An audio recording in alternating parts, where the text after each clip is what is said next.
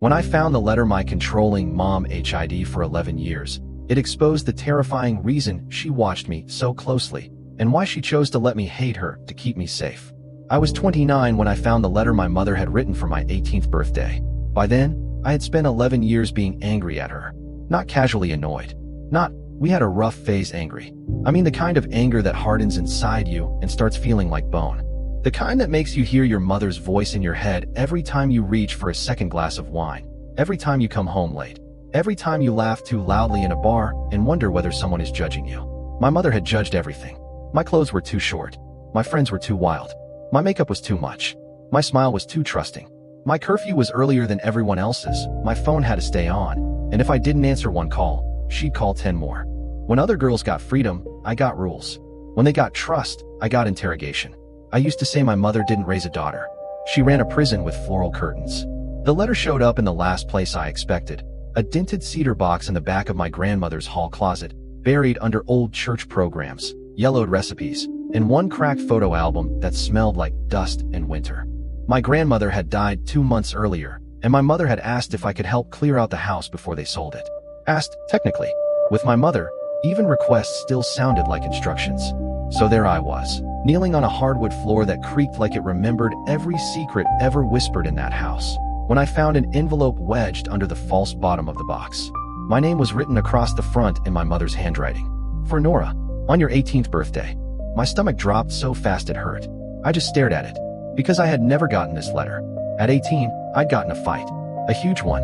The kind where both people say things too sharp to take back cleanly. I had screamed that she was ruining my life. She had slapped the kitchen counter and told me I had no idea what the world did to girls who thought they were untouchable. 2 weeks later, I moved into my college dorm, and from that point on, every conversation between us stayed careful, shallow, and a little bruised.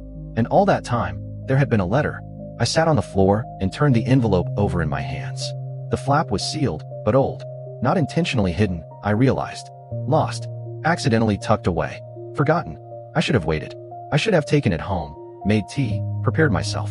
Instead, I slid my finger under the brittle edge and opened it right there in my grandmother's dark hallway, with dust on my jeans and my pulse pounding in my throat. The first line punched the air out of me. If you were reading this, then I failed to give it to you when you needed it most. And somehow, before I had even read another word, I knew this was going to change something I had protected for years. Maybe even ruin it. Because anger is simple. But understanding can tear your whole life open. The letter was 4 pages long, written in the same neat slanted handwriting my mother used for grocery lists, permission slips, and those little notes she used to tuck into my lunchbox when I was too young to be embarrassed by them.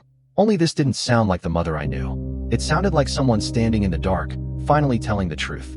Nora, it began, if I have done my job badly, then by 18 you probably think I wanted control. You probably think I wanted obedience. What I wanted was time. Time for you to grow up before the world could get its hands on you. I had to stop reading. Because suddenly I was back in our old kitchen at 16, screaming because she wouldn't let me go to a beach weekend with friends. Back in the front hallway at 15, while she wiped lipstick off my face before a school dance and told me I was too young to invite the wrong kind of attention. Back in my bedroom at 13, while she took my phone because some older boy had been texting me too late at night. Every memory I had filed under control was quietly lifting its head. I kept reading. You were not an easy child to frighten. That was one of the things I loved most about you. It was also what terrified me. You trusted quickly. You loved brightly. You believed people when they smiled. I used to watch you run toward the world like it had never hurt anyone. My chest tightened. That was me, once. Before I learned to double-check locks. Before I learned to read tone. Before I learned that some people can sound kind while planning damage. The letter shifted then, and her voice changed. Softer, but heavier. You deserve to know this before you become a woman carrying your own history. The women in our family have mistaken danger for love more than once. My mother did. I did. Your Aunt Elise did. We called men passionate when they were cruel, protective when they were controlling, charming when they were lying. We told ourselves we were chosen when really we were being cornered. I covered my mouth. Aunt Elise was never talked about in detail. I knew only fragments. That she had left town young. That she had married badly. That she died before I was born. In my family, silence was practically inherited. But there it was. Plain. Written by my mother. Elise was 16 when she fell for a man 10 years older. He told her she was mature. He told her no one understood her like he did. By 17, she had bruises she hid with long sleeves. By 19 she had a baby and no way out. By 22 she was buried. I stared at the page until the words blurred. My mother had never told me this. Not once. All those years she warned me about older boys, parties, charm, being alone too late, men who moved too fast.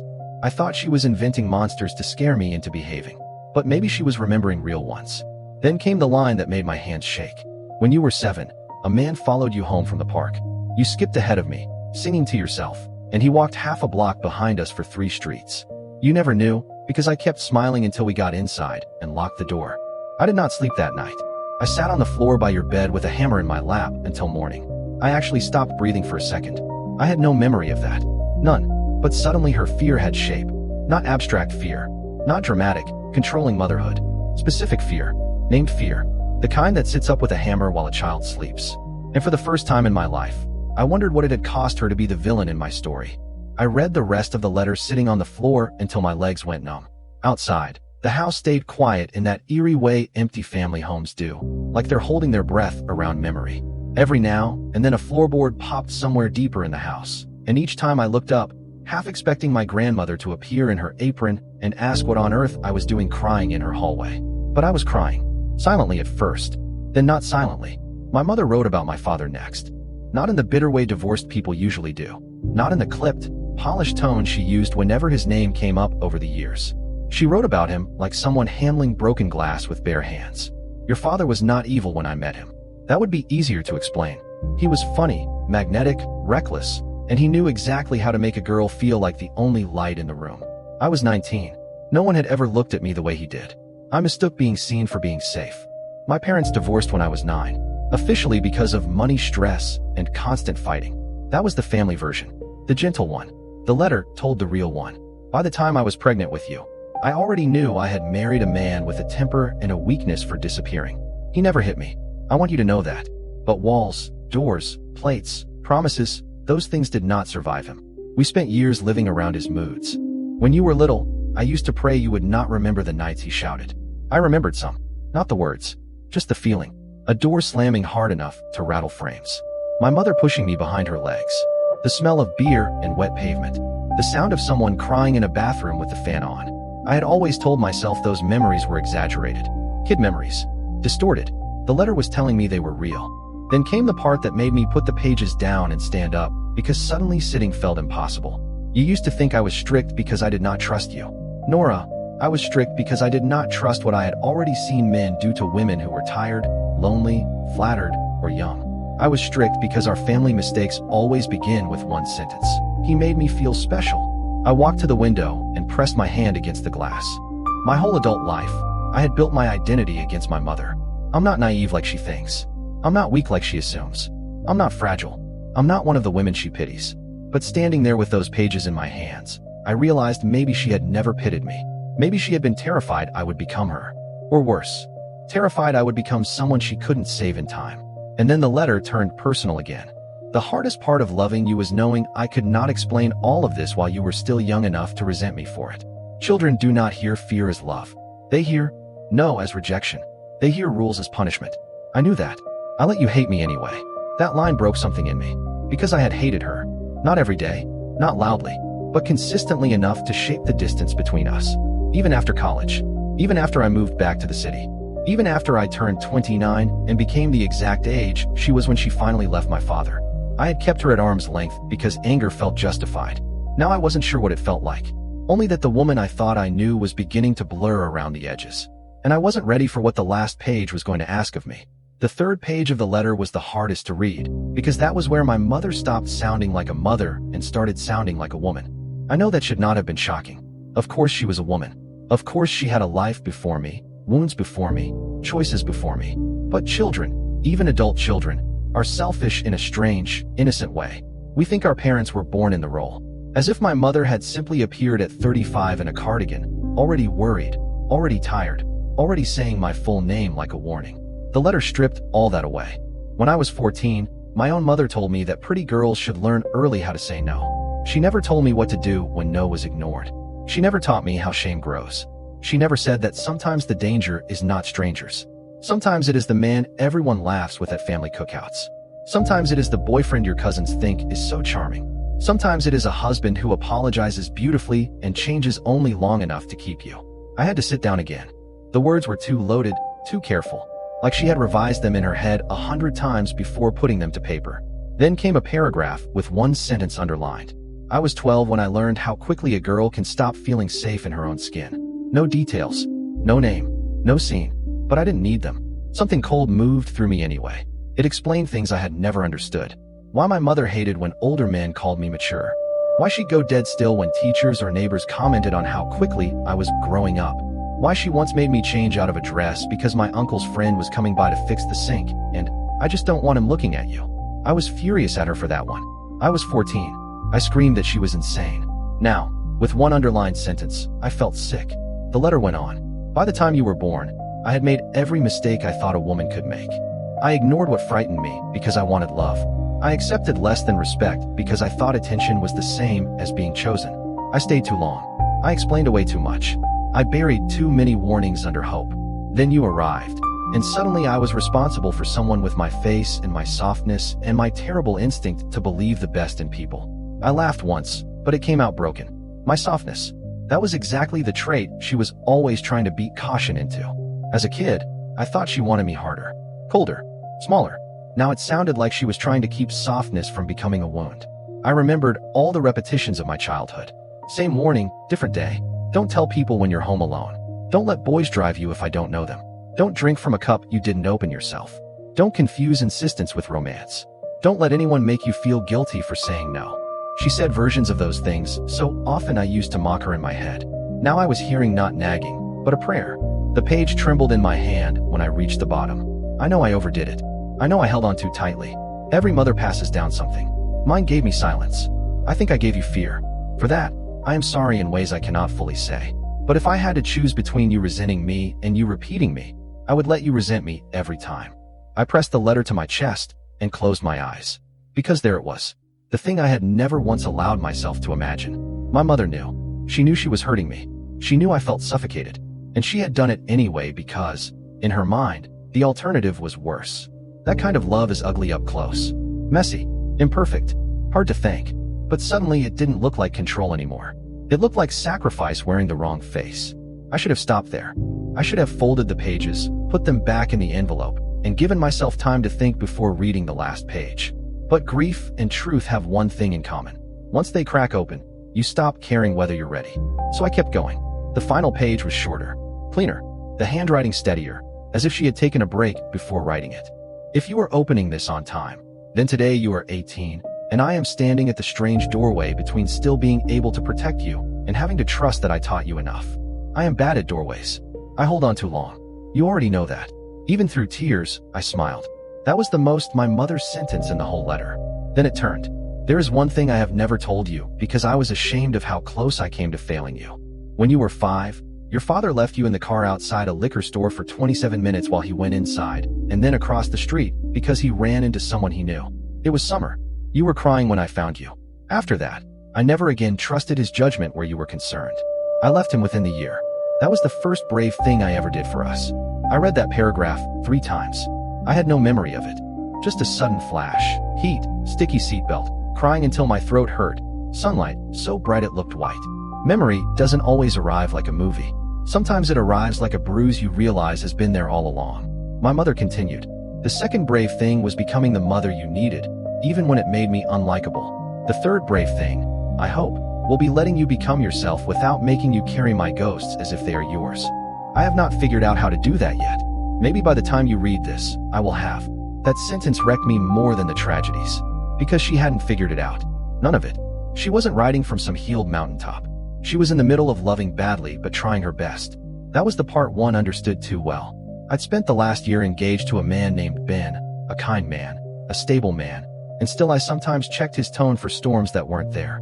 Still flinched when he knocked unexpectedly. Still felt a weird, guilty relief whenever he reassured me twice instead of once. I thought I had escaped inheritance because I hadn't repeated my mother's exact story. But fear changes shape. It still gets passed down. Then came the last lines. If I have loved you in a way that felt too sharp, please believe the blade was never meant for you. It was meant for everything I thought might hurt you. You may one day see me as unfair. I can survive that. What I could not survive was burying another girl from this family, while everyone said they never saw it coming. If I fail at being understood, I pray I do not fail at protecting you. Love, always and even badly sometimes, Mom. That last line undid me. Always and even badly sometimes. It was so honest it made my throat burn. Not perfectly, not gracefully, not wisely, badly sometimes.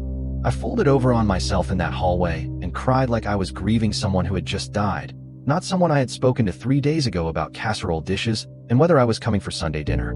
Because the mother I had resented all these years was still alive. And yet the version of her I'd built my life around was gone. Replaced by a woman with a hammer by my bed. A woman who had been 12 and not safe.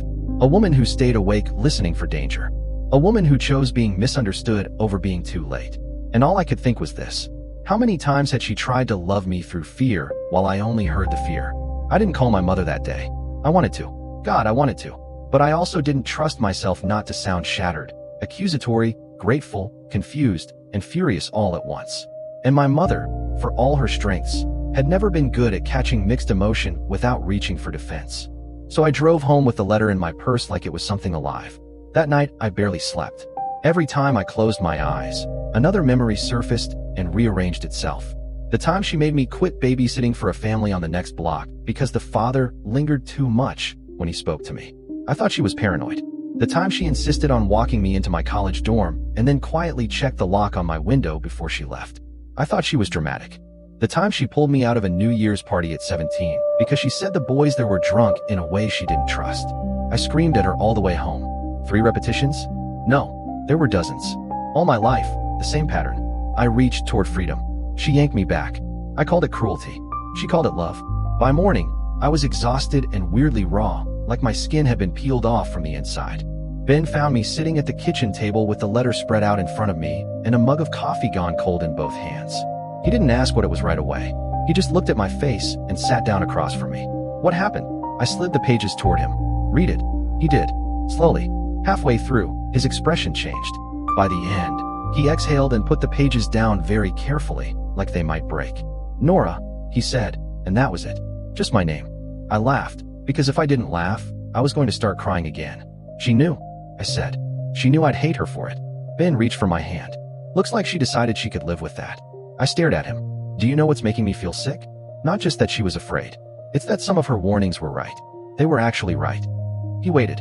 So I told him things I had never said out loud in one piece. About Darren, the 21-year-old who flirted with me when I was 15 and told me I was different from girls my age. About the college boyfriend who punched a wall next to my head and then cried until I comforted him. About the boss at my first job who liked to stand too close and call me sunshine after I asked him not to. My mother had warned me about every version of those men. Not specifically, but enough. And I had spent years rolling my eyes at wisdom I only recognized once it was too late to be theoretical. I hate that, I whispered. I hate that she was right. It makes me feel like she won. Ben squeezed my fingers. Maybe this isn't about winning.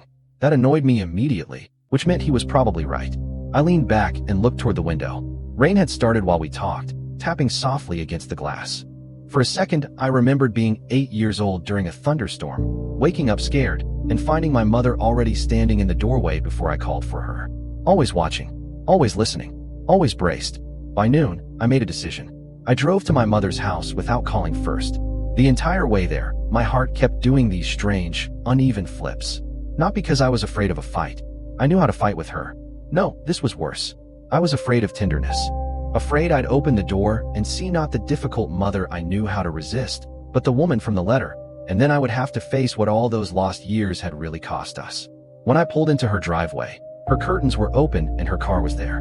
For one irrational second, I nearly backed out. Instead, I grabbed the envelope, got out, walked up the path, and knocked. I heard her footsteps. The lock clicked.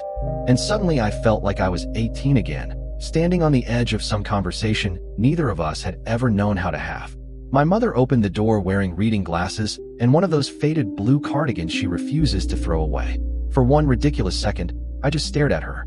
She looked so normal, so unprepared, like she had no idea she was about to become a different person in my mind. Nora, she said, you okay? I held up the envelope. Her face changed instantly. Not confusion, recognition, a kind of horror. She went so still I actually thought she might deny it. Pretend she'd never seen it before. But my mother has many flaws, and cowardice has never been one of them. Where did you find that? She asked quietly. At Grandma's. She pressed her hand to the doorframe. For a moment, neither of us spoke. Then she stepped back and said, "Come in." The house smelled like lemon cleaner and coffee. Same as always. Same framed photos in the hallway. Same ceramic bowl by the door full of keys she'll never label, because she somehow knows which one belongs to what by instinct alone. I followed her to the kitchen. Of course, the kitchen. Every important thing in our family happened in kitchens. She didn't sit. Neither did I. "Why didn't you tell me?" I asked. Her mouth tightened. "I tried. More than once." "That's not the same." "I know." The quickness of that answer threw me off. I looked down at the letter in my hands. "Did you really mean all of this?" Her laugh was almost soundless. "I don't think I've ever meant anything more." I swallowed hard. "Annalise." My mother looked toward the sink, then out the window over it, as if the yard had become suddenly fascinating. "Yes. You never told me." "No." "Why?" She turned back to me then, and I saw it. That old family instinct. The one to swallow pain until it calcifies. But this time she pushed through it. "Because silence was how I was raised," she said. "Because everything ugly in this family got folded up and put away in drawers. Because I thought if I named it, it would come for you faster." I let that sit between us. Then I asked the question I almost didn't want answered. "And the part about when you were 12? My mother closed her eyes. Just for a second. When she opened them, they were wet. "There was a man my mother trusted," she said. "That is all I want to say today. Today. Not ever. Today." Something in me softened all over again. This wasn't refusal. It was capacity. I nodded. Then I heard myself ask, "Were you scared all the time?" She looked at me like the question surprised her. "Yes," she said. No performance. No speech. Just yes. I felt tears sting again, hot and immediate. "You should have told me," I whispered. "I know." Her voice shook for the first time. "But you were so young, and I did not know how to tell you without handing you my fear whole. I thought I could filter it. I thought I could protect you from the story and just give you the lesson." "That doesn't work," I said. "No," she said. "It doesn't." We stood there with years between us. Years of slammed doors, short phone calls, polite holidays, all the careful distance we had learned to call peace. Then she looked at the envelope and said the thing that finally cracked me open. "I was so proud of you for leaving angry." I blinked. "What?" "You left me angry," she said, crying now but not wiping it away. "You left this house wanting your own life. I hated the distance, but I was proud of it too. It meant you were not trained to stay small for my comfort. It meant I had not raised another woman who thought love required obedience. I had no defense against that. None." I started crying too. And suddenly we were both just standing in her kitchen, wrecked by honesty, staring at each other like two survivors who had somehow been speaking different languages while trying to say the same thing. Once we started talking, we couldn't seem to stop. Years came up in pieces, then in waves. The rules I resented, the nights she stayed awake, the men she didn't trust, the mistakes she thought were stalking our family like weather. And then, in the middle of it, came the twist I hadn't seen coming. It wasn't just my mother protecting me from the past. She had also been protecting me from the present. "There's something else," she said, sitting down at the kitchen table at last. "And you are not going to like that I kept it from you." My stomach tightened instantly. "What now?" She folded her hands together. "When you were 17, your father tried to contest custody." I stared at her. "What?" "You were almost 18, she said. "It wouldn't have changed much in the long term. But he was angry I wouldn't help him financially. He said if I didn't cooperate, he'd make things difficult." I had no idea what she was talking about. "Mom, I was 17. There was no custody issue. There was if he could make one. He wanted leverage." I felt cold all over. She got up without another word, crossed to the cabinet above the refrigerator, and pulled down an old accordion folder. Beige, frayed at the corners. The kind of folder mothers keep because mothers keep everything. From it, she slid a stack of papers and set them in front of me. Legal letters, notes, a police report. My pulse spiked when I saw my father's name. "What is this?" "The proof," she said. I looked up. Her face had gone flat in that way it does when she is controlling emotion by force. "He showed up at your school twice that year after drinking. Once he tried to sign you out early. Once he waited in the parking lot. The school called me both times. After the second time, I filed a report and had your pickup permissions restricted." I couldn't speak. My father and I were never close, but I had kept a sentimental softness for him. Not because he earned it, because daughters do that. We build kindness from scraps. "You never told me." "No." "Why?" "Because you still loved him." That answer landed harder than I expected. Of course I loved him. Or the parts of him available to love. The birthday cards with $20 bills tucked inside. The jokes. The music in the car. The handful of good afternoons made shiny by how rare they were. My mother watched my face and went on, softer now. "He wasn't always dangerous, Nora. That is what makes men like that difficult to explain. If they were monsters all the time, no one would stay. No child would ache for them. But unpredictability does damage too. I looked down at the police report again. Official. Dated. Real. This was the proof. Not vague warnings. Not maternal intuition. Paper. And suddenly I understood something humiliating and sharp. My mother had not just fought ghosts and memories. She had been fighting actual men while I thought she was overreacting. I put my hand over my mouth. I called you controlling, I whispered. Yes, she said. I told people you were impossible. I know. I made you the bad guy. Her face broke then, not dramatically, just enough. I preferred that, she said. I truly did. That was the payoff no one gets ready for in real life. Not a dramatic confession. Not a cinematic speech. Just a woman admitting she accepted being misjudged because it kept her daughter safer. I think that was the exact second I stopped seeing my mother as the wall in my life and started seeing the storm she had been standing in front of the whole time. We talked until the light outside turned gold and thin. At some point, my mother reheated coffee neither of us drank. At some point, I took off my shoes and curled 1 foot under me in the old kitchen chair I'd sat in 1,000 times before. The room looked the same, but I didn't feel like the same person sitting in it. Once the worst truths were said, smaller ones started surfacing. She admitted she read my journal once when I was 14 because she was terrified by how secretive I'd become. I admitted I stole $40 from her purse at 16 to buy a concert ticket and blamed my cousin. She rolled her eyes and said she knew it was me. I laughed so hard I cried again. It was strange how quickly grief and relief can start sharing the same body. Then she asked me something that made me pause. Are you angry with me? I thought about it. Yes, I said. She nodded immediately, almost with relief. But not the way I was before. That made her look up. I searched for the words. I think before, I believed you made my childhood hard because control mattered more to you than I did. Now, my throat tightened. Now I think you made it hard because I mattered so much it scared you. She covered her mouth and looked down. I went on before I lost courage. That doesn't erase what it felt like. I was lonely, Mom. I was embarrassed all the time. I felt watched. I know. And some of your fear got into me anyway. That one hurt her. I could see it. But she didn't argue. I know that too, she said. That was the difference now. Truth wasn't being used as a weapon. It was finally being used as a bridge. I reached into my purse and pulled out my engagement ring box. Not because I planned it, but because suddenly I wanted no more partial versions of us. Ben and I had been quietly talking about setting a date. I'd been hesitating, unable to explain why. Now I could. I'm scared to get married, I said. Her eyes flicked to the box, then back to me. Because of your father? Because of all of it, I said. Because some part of me thinks love changes shape behind closed doors. Because I still wait for men to become someone else. Because I don't know what a healthy forever looks like from the inside. My mother was quiet for a long moment. Then she stood, came around the table, and crouched beside me the way she used to when I was little and sick. Nora, she said, being cautious is not the same as being doomed. I looked at her. You are not me at 19, she said. You are not Elise at 16. You know what manipulation sounds like. You know what disrespect feels like. You have walked away before. That matters.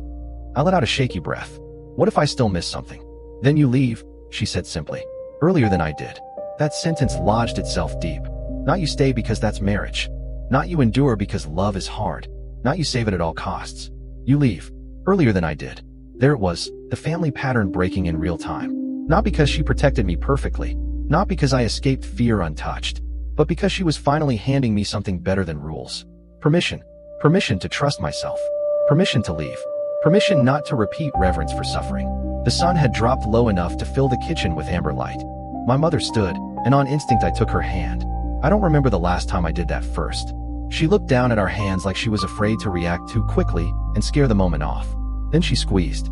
And in that touch, something old and tight inside me loosened at last. I left my mother's house after dark with the letter tucked back into its envelope and the police report copies folded in my bag. Halfway home, I pulled over by the river overlook near downtown. It was one of those cold evenings where the city lights looked softer than usual, blurred at the edges by mist. I sat in the parked car with the engine off and the silence around me. And for the first time in years, I let myself picture my mother not as a force pressing against my life, but as a woman who had spent most of hers absorbing impact. A woman who had gotten so used to guarding the door she forgot how to sit down. I thought about all the versions of her I had carried. The strict one, the critical one, the exhausting one, the impossible one. Now there was another version, and it didn't erase the others. It held them. A young woman who married a charming man and learned too late what charm can hide. A daughter raised in silence. A sister who buried what happened to Elise because naming it felt like summoning it. A mother on a bedroom floor with a hammer in her lap. Love, always and even badly sometimes. I cried again then, but quietly. Not the kind of crying that tears something open, the kind that washes it. When I got home, Ben was on the couch waiting up for me. He looked at my face once and moved over without asking. I sat beside him and leaned into his shoulder. "How is she?" he asked. I smiled through the last of it. "Smaller," I said. "And braver." He kissed the top of my head. A week later, I asked my mother to go wedding dress shopping with me. She went still for half a second, like she thought she'd misheard. Then she said, very carefully, "I'd like that. We are not magically fixed now." That would be a lie, and life rarely gives you such clean endings. She still worries too much. I still bristle when she asks whether I got home safe. Sometimes she starts a sentence in that old warning tone, and I feel 17 all over again. But now I hear the layer underneath. Not criticism. History. Not control. Fear translated badly through love. And sometimes, when we're sitting together and she reaches absent-mindedly to smooth a wrinkle from my sleeve or push a loose strand of hair behind my ear, I catch myself looking at her with a tenderness that used to be buried under resistance. Because the truth is, I did see my mother in a completely different light after that letter. Not as a saint, not as a martyr, not even as someone entirely right. I saw her as human. Flawed, frightened, stubborn, scarred, and trying with both hands to stop old damage from becoming new destiny. For most of my life, I thought my mother was the hardest thing I had to survive. Now I know she was, in her own imperfect way, the reason I survived softer than she did. And the letter she lost all those years ago, I keep it now in my nightstand. Not because I need proof anymore. Because sometimes I take it out and read that last line again, just to remember that love is not always graceful when it comes from wounded people. Sometimes it arrives clumsy. Sometimes it arrives late. Sometimes it looks, for a very long time, like the opposite of tenderness. And then one day you finally understand the hand that held too tight was also the hand that never let you fall.